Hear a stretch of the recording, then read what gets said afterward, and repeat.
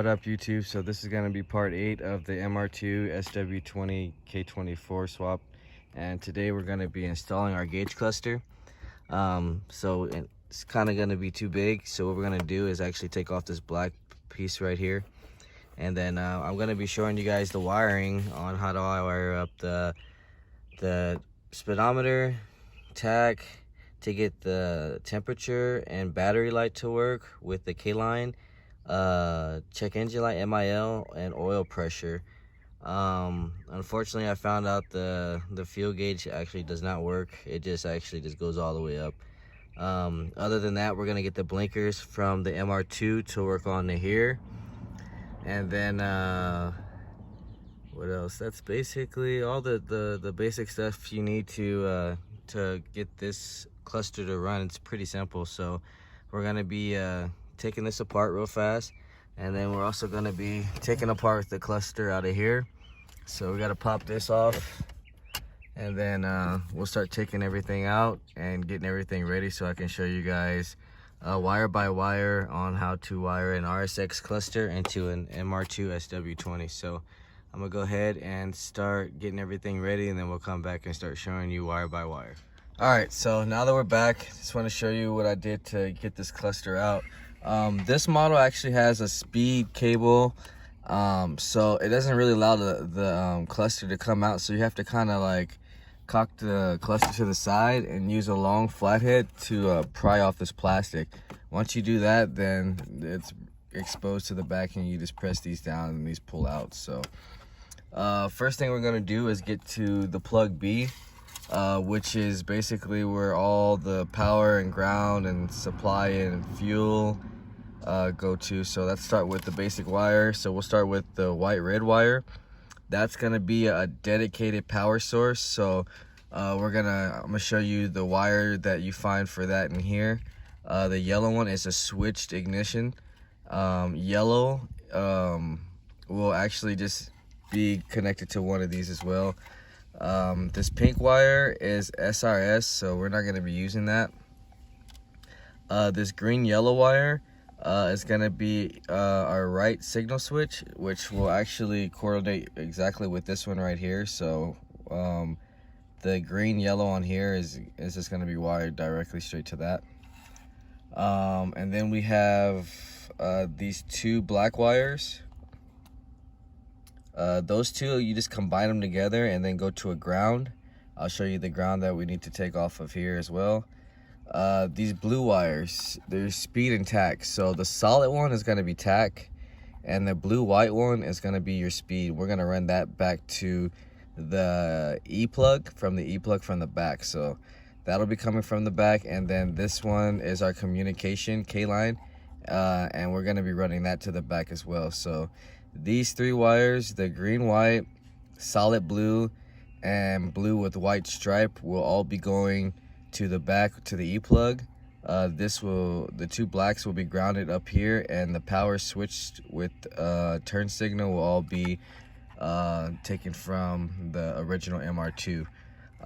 Also, this black and yellow line is for fuel, but I kind of learned it doesn't really line up. The fuel will make you run out of gas, so it doesn't work, but I'll just connect it just because it looked like it actually does. But anyway, so what we're gonna do is start connecting the three wires that run to the back, so we can get those going, and then I'll come back and show you guys which wires I connected: the switch power, the main power, and this signal, and then which ones I use for ground. So I'm gonna go ahead and do that real quick, and then we'll come back and then show you what we did. All right, so now that we're back, I can start showing you which wires and plugs I took from. So let's start with this blue one. This blue one is see, that's like a yellow and red wire. That's the one I use for fuel. So that one went to my black or yellow and black wire on here right there. And then we have this white and red wire right here, which is pin like 3. The white and red went directly to white and red on here. So that was our basically constant power. And then we have this yellow green, or green yellow, sorry, and that one went to this pin right here, which is gonna be the second one, or yeah, this one right here. I cut this one already since I knew this one was gonna be the left side blinker. So we got our right side blinker with green and yellow, and then also I took the ground, which is this white one right here. This white one right here, white and black wire. So that was my ground wire. And then I also took off, let's see, this red and blue wire as a switch ignition. So those were our main wires, and then the 3 wires that go to the back, which is the speed sensor, the tachometer, and the multiplex. So the multiplex went to pin E24, I believe, which is a yellow wire. So I ran that back. I ran the, see, that's tachometer to the back to the E-plug, and the speedo to the E-plug. So that plug is basically ready to go. Now we can go with the other side, which is only a couple wires. There's only going to be like 3 wires we're going to be using, or maybe 4. So let me show you guys this one. This is plug A. So on this one, we have this red wire right here. That's to turn on the lights. So I mean, I don't know how anybody wants to do it. I'll actually show you guys later, but I'm not sure which power source I'm going to use. If I'm going to have to find the actual ignition switch power that turns it on, so I'll find that in a minute. But right now we got yellow and red, which is going to go straight to the back. We have green, orange, which is going to go to the back, and then this other one, this green red one right here, is our other signal, which is going to go to green black on there. So right now we're going to run the yellow and red, which is oil pressure. We got green orange, which is check engine light, and then we'll run this green one to the other signal, so we can have our signals for left and right. So that'll be complete, and then we can check the cluster out and see if it works. So I'm gonna go ahead, wire that up real fast, and then we'll come back and show how everything is. All right, so time to show you guys the second plug wiring. So it's pretty simple. This green and orange one right here is going to go to the back with the yellow and red. So that's check engine light and oil pressure. The green red one will be going to this green black one right here. So that's the right turn signal, or left turn signal, I'm sorry. And then the red wire, I've still got to figure out where I'm gonna do to get the dash lights to turn off. So I just got to figure out which wire that is. So yeah, so basically all the wires that go to the back, you're gonna have speed, tach, and communication, which those are 3 wires. And then you got 2 wires coming from the back, which is check engine light and oil pressure. So I'll show you where those are at right now. So if anybody doesn't know exactly where they're coming from, so your MIL is coming from your E-plug, so that's gonna be 31 right here. Your speed and tach, the speed comes off of the C101 with oil pressure. So your speed is gonna be the blue and white one right here. See if I get a little closer. Right there, that's your speed. And then oil pressure is yellow red right here, so C101. And then your tach comes off of the E-plug, which is like 26, I believe, which is right here. And your communications is gonna be this yellow wire right here, which is 24. So now that that's all connected, now we can put the cluster in, and then we'll come back and make sure everything works. All right, so now it's time to test out the cluster. All right, so check engine light obviously works, oil pressure works, battery light works, our temperature is working. Yeah, now it's time to see if tach works. hold on 1 second. I actually have to use the kill switch. And tack works. Can't use the speedometer yet right now because we obviously have to take it for a drive. But I just wanted to show you guys that so far everything's working. The gas is even kind of working. There's only like 3-4 gallons in here, but it's still showing at least a little bit above half. So we'll see if it stays down, and if it actually goes down, then it's actually working. Let's see if left works, right works. So that's good. Hazards work. So everything's functional so far. Probably have a check engine light for the O2 sensor. We still have to wire that up, but right now I'm gonna go to the store, get our donut so Johnny can go ahead and start fabbing up the exhaust so we can get it quiet and take it for a test drive. So right now I'm gonna go ahead and get that started and we'll come back. All right, so now it's time to get to the O2 sensor. We got to get that wired up. So I basically already have the 3 wires that come off of the sw20 plug. So it's gonna be number 10, number 19, and number 13, which is these 3 wires. It's a solid red, a solid green, and a yellow with a green stripe.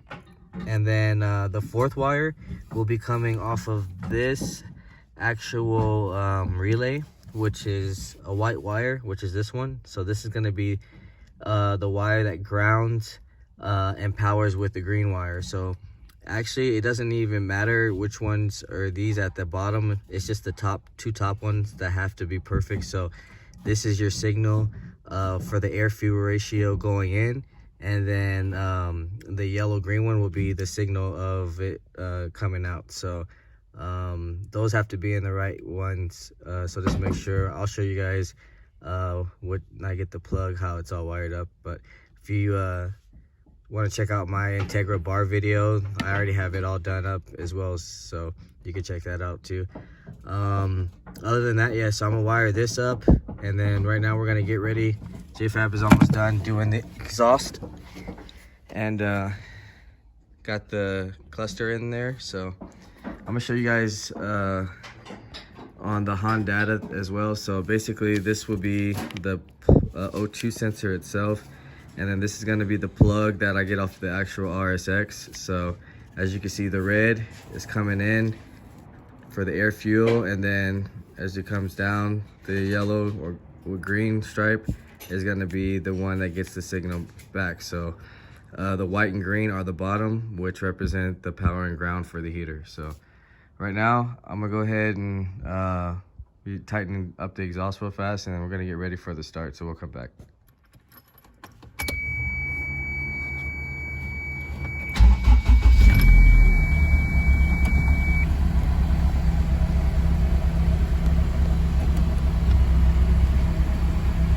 Functioning RSX cluster into MR2.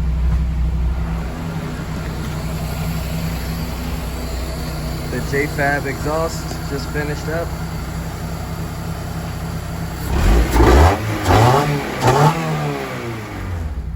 Alright, so we are back, guys, and we got the cluster working. We're about to go for a test drive and see how this car feels. The exhaust is done. JFab killed it again. And so we're gonna hand it over so we can see how this thing feels. Pop up headlights, baby. OG. Yeah, dude, this exhaust sounds perfect, dude. Can I say I outdid myself again? I mean, if we're working with what we got, that's better than Beto.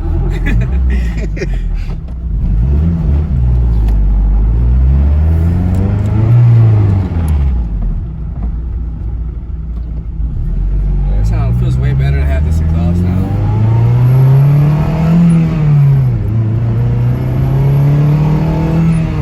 Alright, so we got clusters, speedometer works, as you can see, RPM, everything's good. Temperature, nice.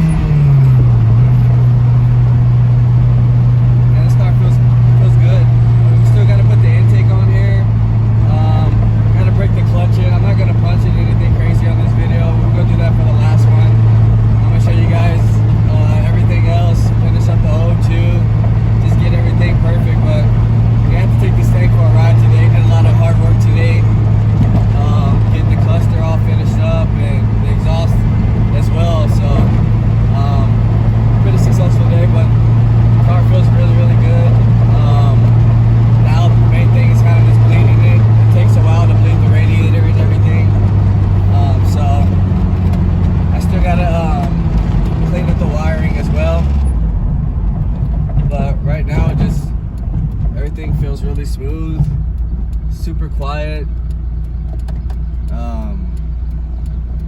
Yeah, the lights on the cluster work. Everything's just good right now. So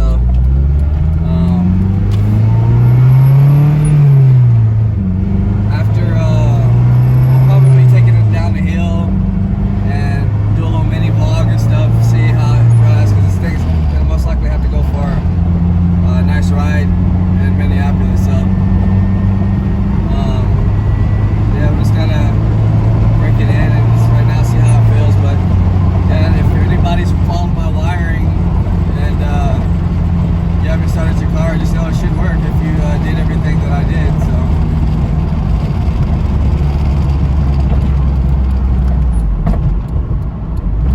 yeah, man, it sounds perfect, dude. Yeah, it sounds really good.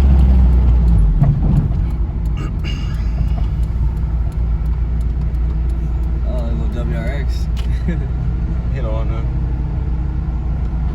They're not as fast. When I drove that one, I was just like, dude, they're not as fast as I thought they would be for how much money you got to put into it. That's all right.